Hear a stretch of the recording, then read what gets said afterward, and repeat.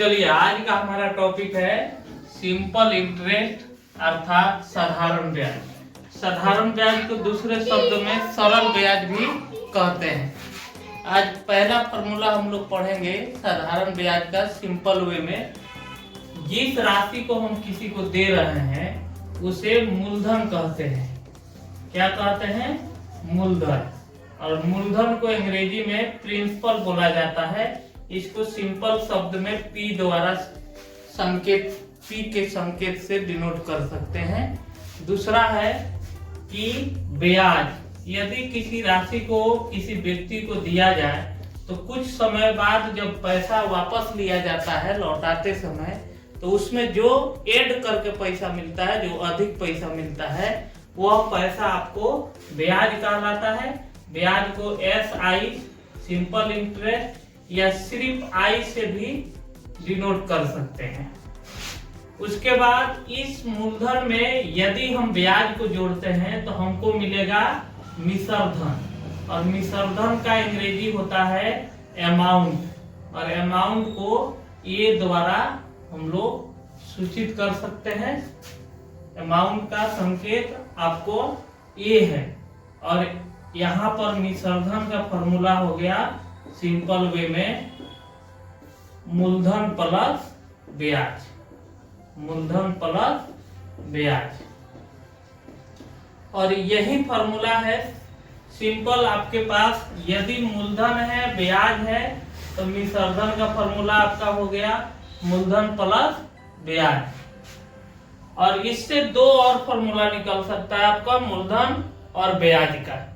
अगर हम मूलधन बराबर करते हैं ब्याज बराबर के इस पर आएगा, तो आप जानते हैं कि जब बराबर के एक साइड ये प्लस में है तो इधर आएगा तो माइनस हो जाएगा। तो ये दो फॉर्मूला यहाँ पर निकल जाएगा। एक तो निकलेगा मूलधन बराबर यहाँ मिश्र धन है, ब्याज इधर लाइए, इधर लाएंगे तो हम लोगों को क्या मिलेगा? मिश्र धन माइनस ब्याज, मिश्र धन माइनस ब्याज। दूसरा हो गया हमारे पास इसी फॉर्मूला से दूसरा फॉर्मूला हमारा निकला ब्याज इक्वल टू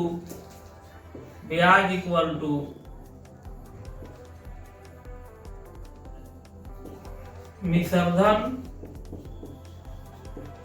धन माइनस मूलधन।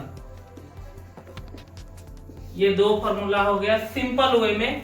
जब मूलधन हो ब्याज हो तो मिश्र धन निकल जाएगा, मिश्र धन है ब्याज है तो मूलधन निकल जाएगा। ब्याज निकालना है तो मिश्र धन और मूलधन चाहिए। यहाँ पर आपको समय और दर का जरूरत नहीं है। यदि समय और दर दिया है, यहाँ पर हम देखते हैं कि साधारण ब्याज निकालने के लिए हमको क्या हमारे पास समय भी है और दर भी है। समय और दर दिया हो,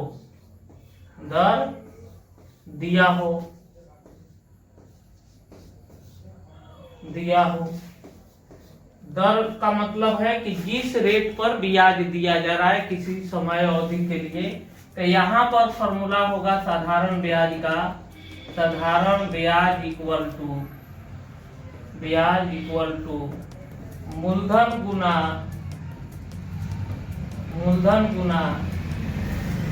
दर गुना समय बटा 100। इसका सांकेतिक फॉर्मूला हो गया हमारा SI बराबर PRT बटा 100। दूसरा फॉर्मूला इसमें निकल सकता है मूलधन बराबर दर बराबर समय बराबर। इसी फॉर्मूला से हम लोग निकाल सकते हैं। यहाँ मूलधन गुना दर गुना समय, P मतलब मूलधन, R मतलब दर और T मतलब समय। अब इसमें से बारी बारी से तीन फॉर्मूला निकल जाएगा। A बराबर मूलधन यदि निकालते हैं तो 100 आके ब्याज में गुना करेगा, बाटा दर गुना समय हो जाएगा। तो A बराबर हम लोग निकाल रहे हैं। यहाँ पर A पहला मूलधन का फॉर्मूला निकालते हैं।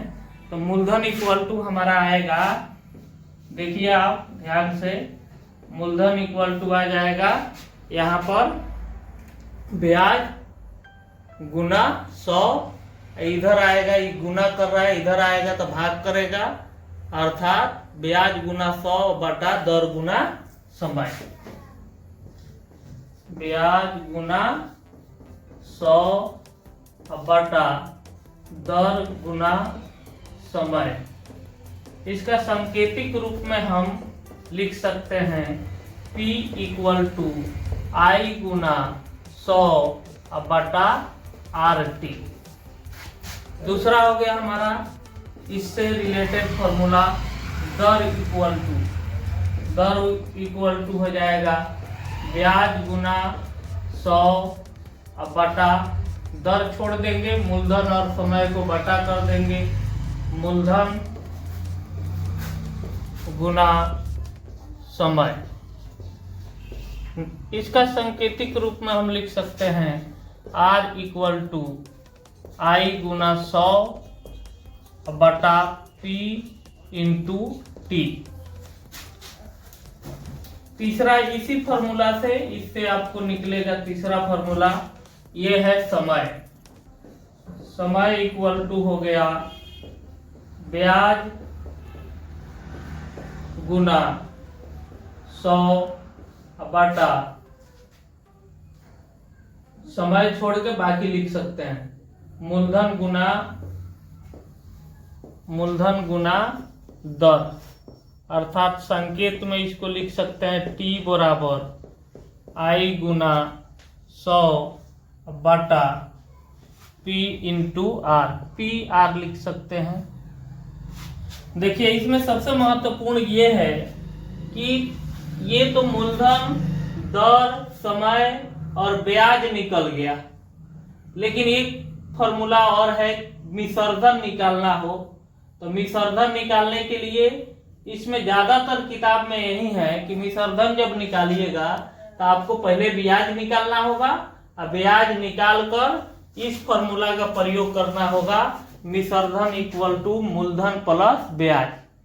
लेकिन यहाँ हम आज एक स्पेशल फॉर्मूला पढ़ेंगे जिसमें दर और समय दिया हो, मूलधन दिया हो, तो डायरेक्ट हम लोग क्या निकाल सकते हैं, मिश्रधन। उसके लिए ये VBI फॉर्मूला है, ये फॉर्मूला आपको ज्यादातर किताबों में नहीं मिलेगा। यहाँ पर आपको हम बताने जा रहे हैं मिश्रधन बराबर डायरेक्ट फॉर्मूला है, मिश्रधन इक्वल टू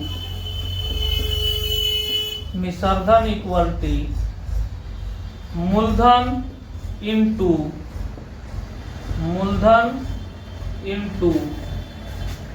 1 प्लस समय गुना दर बटा 100। ये फॉर्मूला बहुत ही बेहतरीन है, जहां पर आपको ब्याज निकालने की जरूरत नहीं पड़ेगा, डायरेक्ट समय और दर दिया रहेगा तो मिश्रधन निकाल सकते हैं। ध्यान से सुनिए, मिश्रधन इक्वल टू मूलधन इंटू 1 प्लस समय गुना दर बटा 100। अब हम देखेंगे एक एक फॉर्मूला का कैसे प्रयोग किया जा सकता है, उस पर क्वेश्चन देखेंगे कि एक पहला फॉर्मूला पर कौन सा क्वेश्चन किस प्रकार का होगा, दूसरा फॉर्मूला पर कौन सा क्वेश्चन किस प्रकार का होगा, और क्वेश्चन पर आधारित इस फॉर्मूला को समझने का प्रयास करेंगे। आइए देखते हैं।